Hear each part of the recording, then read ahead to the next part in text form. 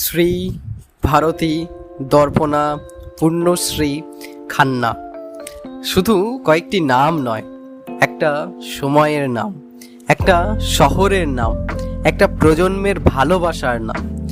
আজ এই নামগুলো উচ্চারণ করলেই কত মানুষের চোখে ভেসে ওঠে এক টুকরো কলকাতা, যে কলকাতা আজ আর নেই।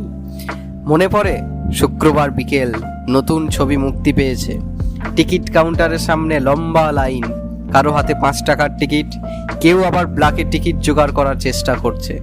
বাইরে ভাজা বাদামের গন্ধ, ঠেলা গাড়িতে ঝালমুড়ি, আইসক্রিমওয়ালার ডাক, আর সিনেমা শুরু হওয়ার অপেক্ষায় শত শত মানুষের উচ্ছ্বাস।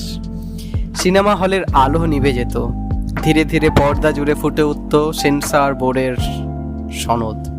তারপর শুরু হতো জাদু। 2 ঘন্টা কিংবা 3 ঘন্টার জন্য মানুষ ভুলে যেত জীবনের সব দুঃখ কষ্ট। কেউ হাসতো, কেউ কাঁদতো, কেউ নায়কের সংলাপে হাততালি দিত, আবার কেউ সিনেমা শেষ হওয়ার পরই সেই গল্প নিয়েই বাড়ি ফিরত। আজ সেই শব্দগুলো আর শোনা যায় না। আজ আর টিকিট কাউন্টারের সামনে লম্বা লাইন পড়ে না।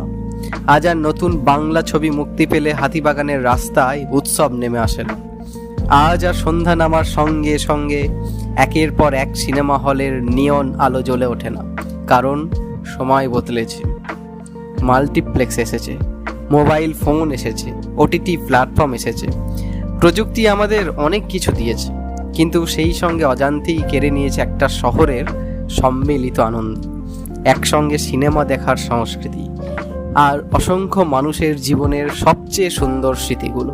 নমস্কার, আমি সার্থক, আপনারা দেখছেন কালের খাতা। আজ আমরা দাঁড়িয়ে আছি উত্তর কলকাতার হৃদয়ে হাতিবাগানে, যাকে বলা হতো সিনেপাড়া। আজকের প্রজন্মের কাছে এই জায়গা হয়তো শুধু বাজার, কেনাকাটা, মেট্রো স্টেশন আর বাজারের মানুষের ভিড়, কিন্তু খুব বেশি দিন আগের কথা নয়, এই হাতিবাগানের আরেকটি পরিচয় ছিল। একসময় এই অঞ্চলকে সবাই চিনত সিনেপাড়া নামে, কারণ এই কয়েকশো মিটারের মধ্যেই দাঁড়িয়েছিল বাংলা সিনেমার ইতিহাস বহনকারী একের পর এক প্রেক্ষাগৃহ, শ্রী ভারতী, দর্পণা, পূর্ণশ্রী, খান্না। প্রতিটি হল ছিল এক একটি প্রতিষ্ঠান, প্রতিটি হলের সঙ্গে জড়িয়ে ছিল হাজার হাজার দর্শকের স্মৃতি, হাসি, কান্না, প্রেম, বন্ধুত্ব আর অগণিত স্মৃতি। উত্তম কুমার থেকে সৌমিত্র চট্টোপাধ্যায়, সুচিত্রা সেন থেকে সাবিত্রী চট্টোপাধ্যায়, প্রসেনজিৎ থেকে ঋতুপর্ণ, বাংলা চলচ্চিত্রের কত ইতিহাসের সাক্ষী এই সিনেমা হলগুলো।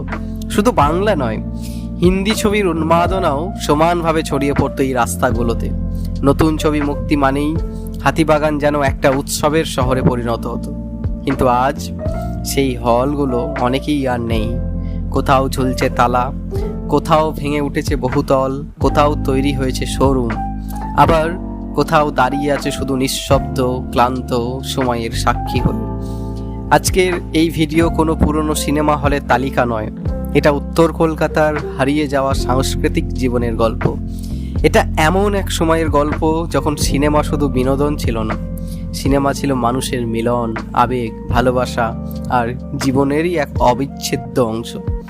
চলুন আজ আমরা হাঁটি হাতিবাগানের সেই হারিয়ে যাওয়া সিনেপাড়ার পথে, খুঁজে দেখি কোথায় হারিয়ে গেল শ্রী ভারতী, দর্পণা, পূর্ণশ্রী, খান্নার সেই সোনালি দিন, আর চেষ্টা করি স্মৃতির ধুলো ছেড়ে আবার একবার ফিরিয়ে আনতে সেই পুরনো কলকাতাকে।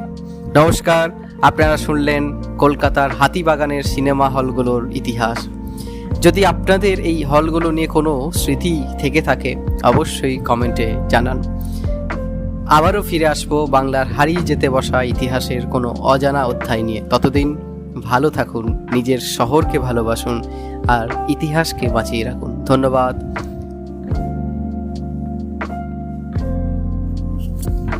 শ্রী ভারতী, দর্পণা, পূর্ণশ্রী, খান্না শুধু কয়েকটি নাম নয়, একটা সময়ের নাম, একটা শহরের নাম, একটা প্রজন্মের ভালোবাসার নাম। আজ এই নামগুলো উচ্চারণ করলেই কত মানুষের চোখে ভেসে ওঠে এক টুকরো কলকাতা,